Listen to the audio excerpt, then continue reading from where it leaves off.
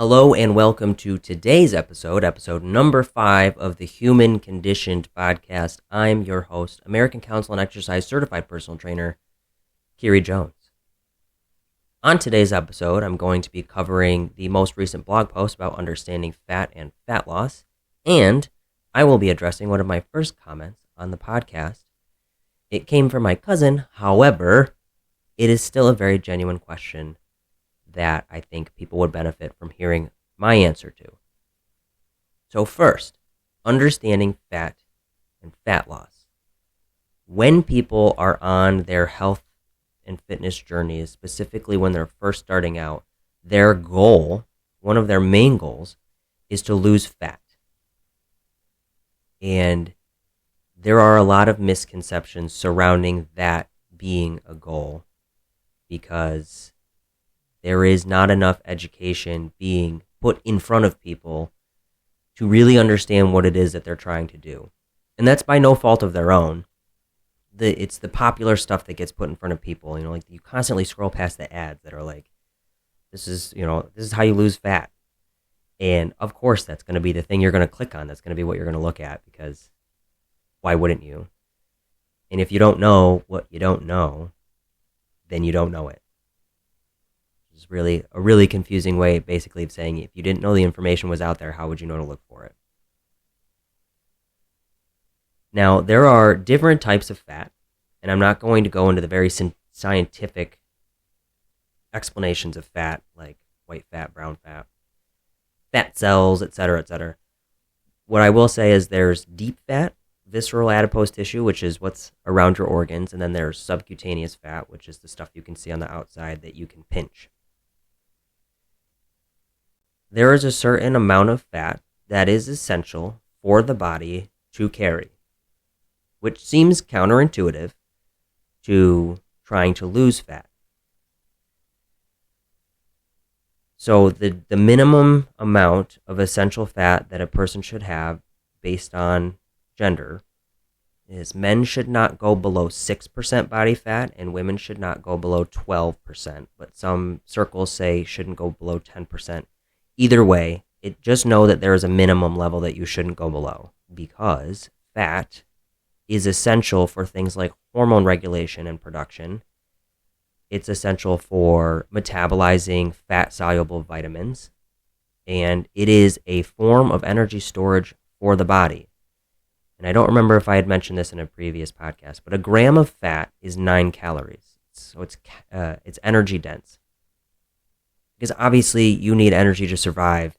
You're not just going to need energy when you're exercising, or you're not just going to have energy while you're eating, if that makes sense.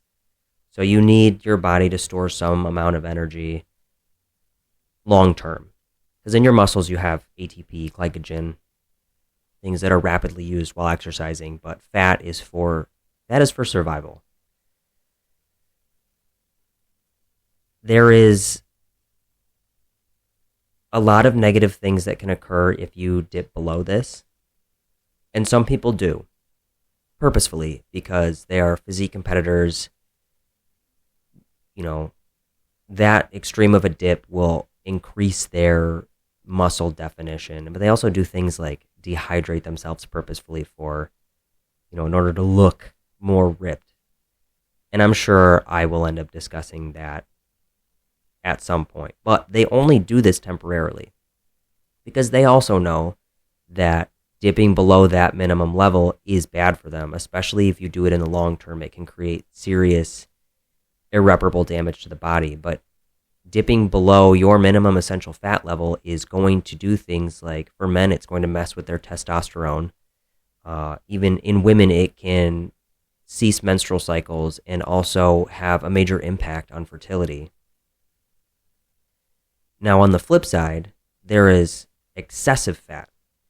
And what that does is put you at an increased risk for cardiovascular disease, metabolic conditions like obesity and type 2 diabetes.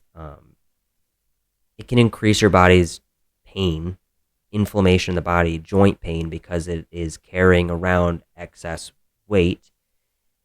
And then, as I discussed before, there's, internal visceral adipose tissue, if you have too much of that building up around your organs, that's also detrimental. Like, think of things like fatty liver disease. So now let's talk about measuring body fat.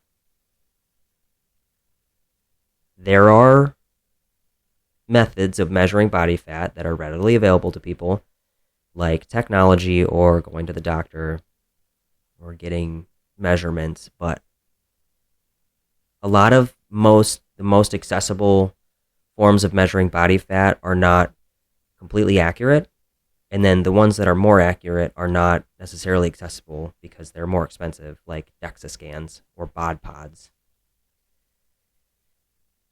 The most common ways that people are going to measure their body fat are things that they can buy, like wearable technology or measuring using a tape, a flexible tape. And what I want people to really think about is the accuracy thing. A lot of people focus on the number. I've had scales tell me that I am a certain body fat percentage that was in excess of what I knew that I was. So pay attention, like I said in the last podcast, to the overall trend. Are you trending upward? Are you trending downward? And what direction are you trying to go? Are you trying to gain fat? Are you trying to lose fat? Which direction are you headed? The number is not the important thing. And I'm saying that in terms of, like, from a psychological standpoint. I'm obviously aware of the fact that the number is important in terms of, like, your health from a physician's standpoint. But for you on a day-to-day basis, it's just a piece of the puzzle. It's not the whole puzzle. If you see a number on that scale that you do not like, that does not mean that you have failed in your health and fitness journey. So, let's get that out of our heads. And I'm going to use an example because I feel like a lot of these things that happen in doctors' offices or at home are kind of antiquated. So in the Army, for example, now we are on a single point tape test. If you're overweight, which even the weight standards are,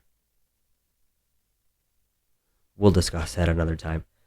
If you're overweight in the Army, you have to be under your max allowable body fat percentage in order to be considered in shape enough not to get negative repercussions.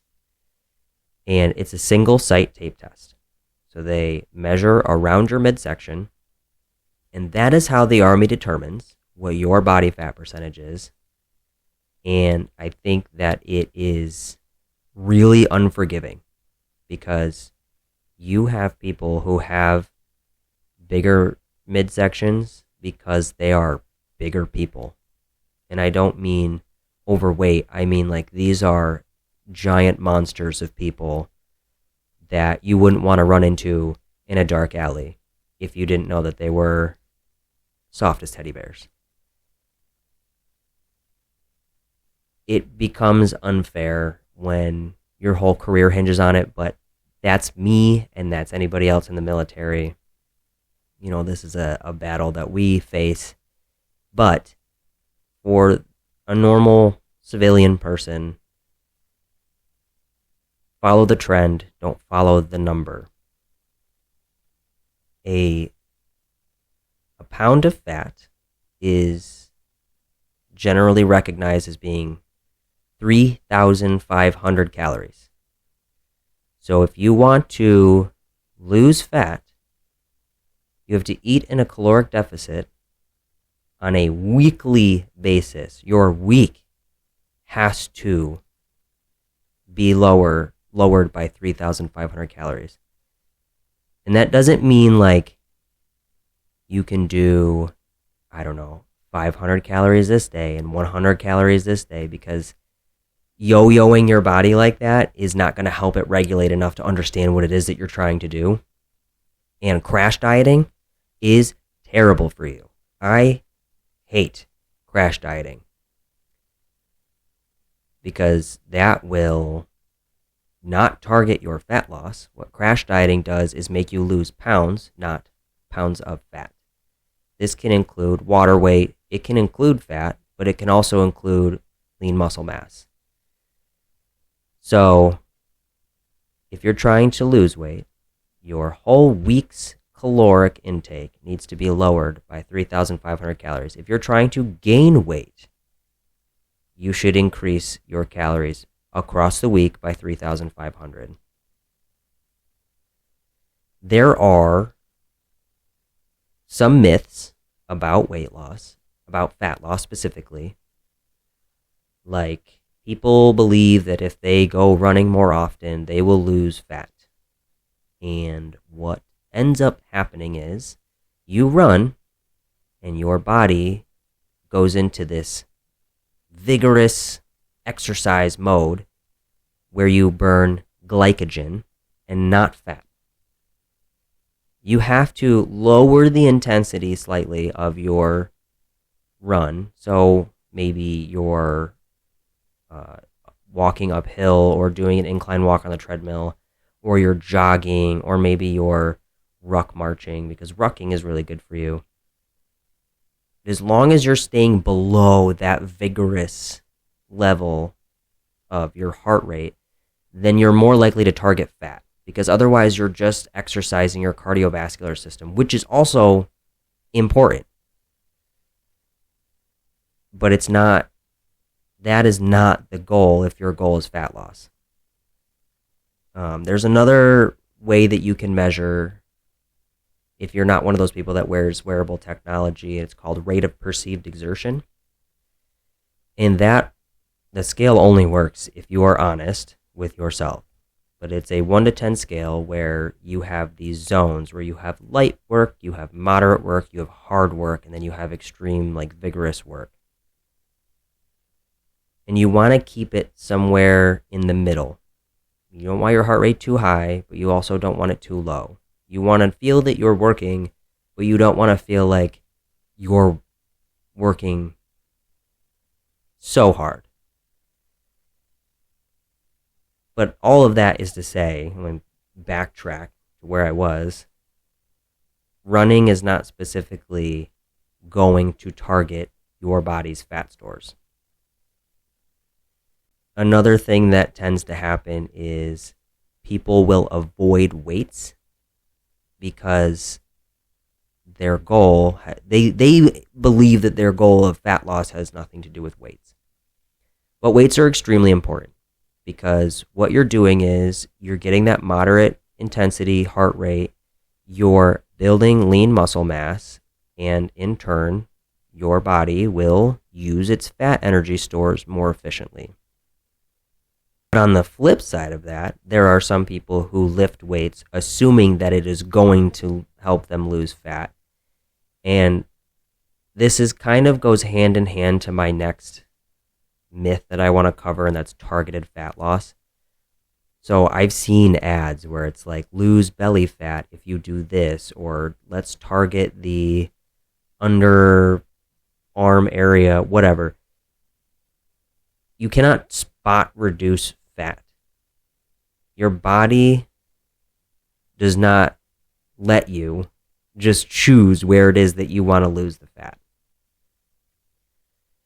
So when I combine that with people who lift weights thinking they're going to lose fat, if your fat is not being lost at the rate that you're building muscle, all you're doing is building that muscle underneath the fat, which can actually exacerbate if you're one of those people that looks at yourself, it can exacerbate some psychological issues there. But just understand that, if you're getting bigger, but you're not eating worse and you're trending in the right direction in terms of your overall health and fitness journey, it might just be because your body is lagging behind that fat loss. You're building muscle, but you're just a little bit lagging there, and that's fine because everything, all the positive choices that you're making are going to add up eventually.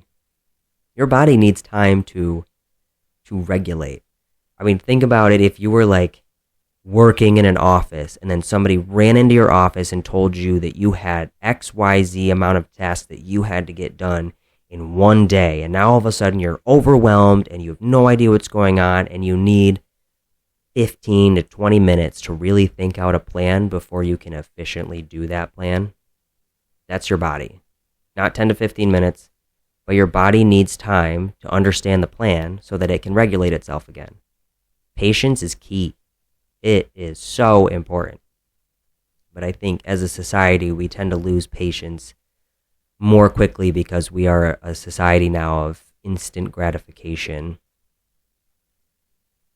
But the best way to lose fat is to combine positive choices in nutrition, is to combine different types of exercise. So of course, still exercise, cardio, but also do these lower intensity, or not lower, but moderate intensity exercises that will help your body use fat as its primary energy source instead of glycogen, carbohydrates. So combine all of these things together. If you are one of those people that wants to measure it, then understand that not everything is that accurate, but you're following a trend. Uptrend, downtrend, whatever. And really just pay attention to how you feel physically.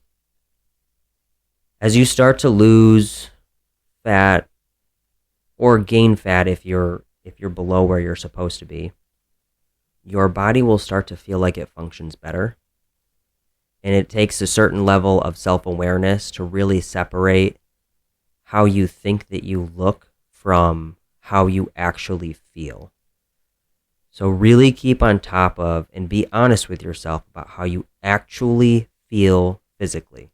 Because your body will play tricks on you. Your mind is a fickle thing.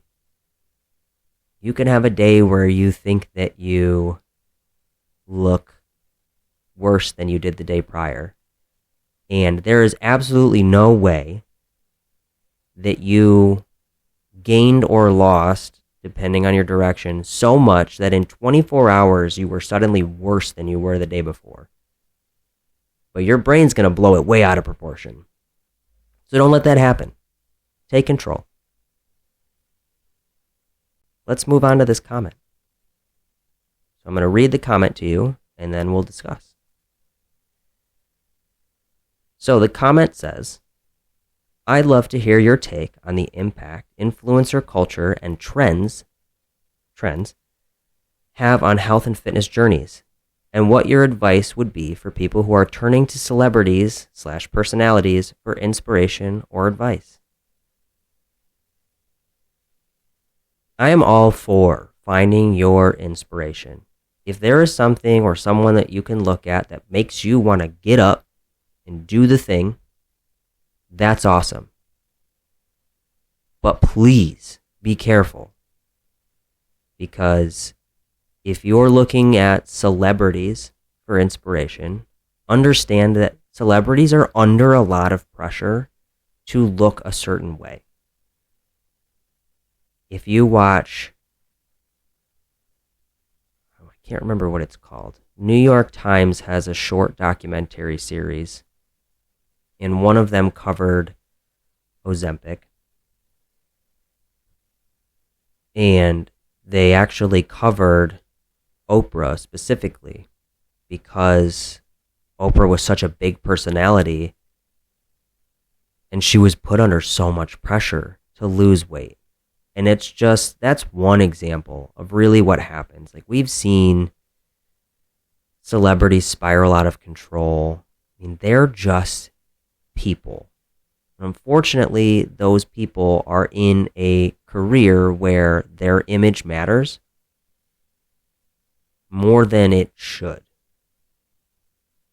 So if you're looking to a celebrity, understand that they also have access to things that you probably don't have access to. They have access to private personal trainers. They have access to chefs who give them personalized nutrition plans. They have access to things like performance enhancing drugs or experimental weight loss medications. They go to extreme lengths in order to maintain their physical appearance so that they can keep making money, because that's their image is what's being sold. That being said, as I said before, if their body type is your inspiration, learn how that works for you in a healthy way. Do not obsess over it. They're real people.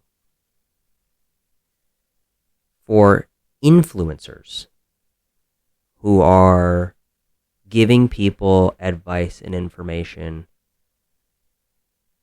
or really just, and this kills me, some of them, they'll post what they do in a day. Like, I'm eating this, and this is my schedule, and this is what I drink, and order this from Starbucks because it's only this many calories, etc., etc. And they're saying that based like, oh, this is what I do in a day. But what they're not understanding is when other people look at that, they assume that if they follow the exact same thing that they do, they'll have the same results. And that's not how it works. So I think influencers need to be more careful about what they're pitching to people. And I'm not saying that influencers they're not giving advice or showing their lives or doing these things with ill intentions. They're doing what they know gets views, and as an influencer, it is their job to get views.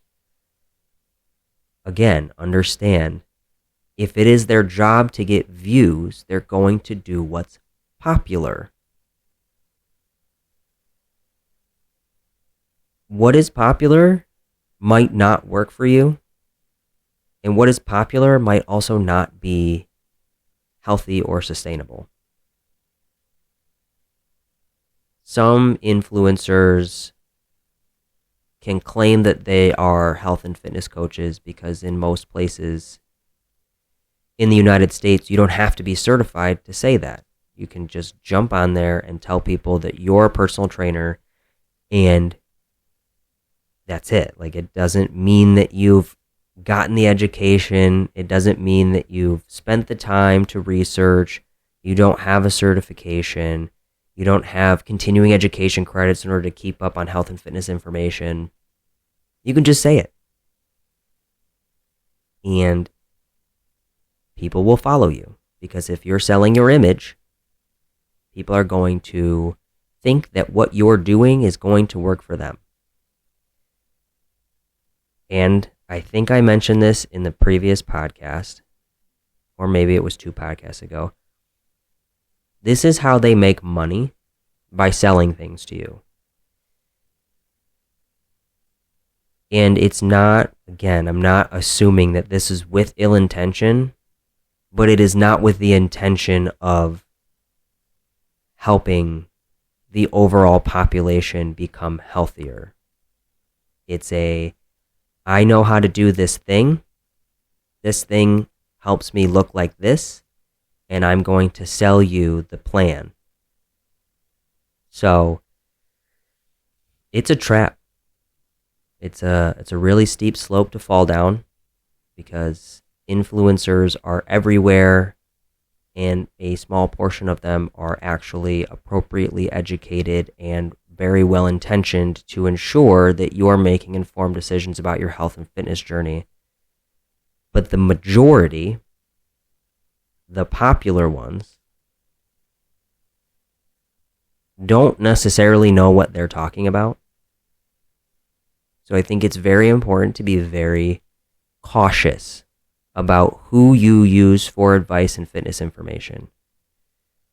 I'm going to use this as an example. My wife had found this. It was like a trending protein cereal dessert thing. I don't know what was in it. I mean, I saw the video of them putting the things. That was like a $30 bowl of cereal, which is not the most convenient dessert to make. But then there's also, this has 50 grams of protein. This has 40 grams of protein. Your body can only hold your body can only process so much protein at one time. So you throwing a $3 protein cookie and 2 scoops of a $50 protein into a bowl of cereal, it might taste good, but God, that's expensive.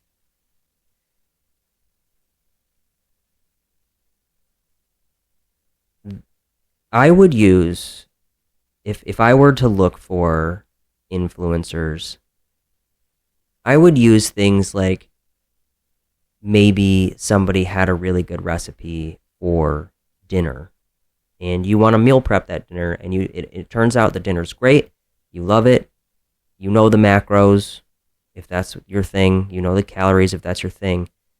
Great, now you found a new recipe because somebody put it on the internet. Or somebody has a 10-minute quick exercise that you found convenient and made you feel like you got a great workout in 10 minutes because you're a busy person. Find what works for you, but understand that not everything will, not everything is supposed to, and not everything that you see is correct. So that was a very long-winded way of saying, if you want to use them for inspiration, use them. And if it helps you, and if it's a net positive, great. But be very cautious.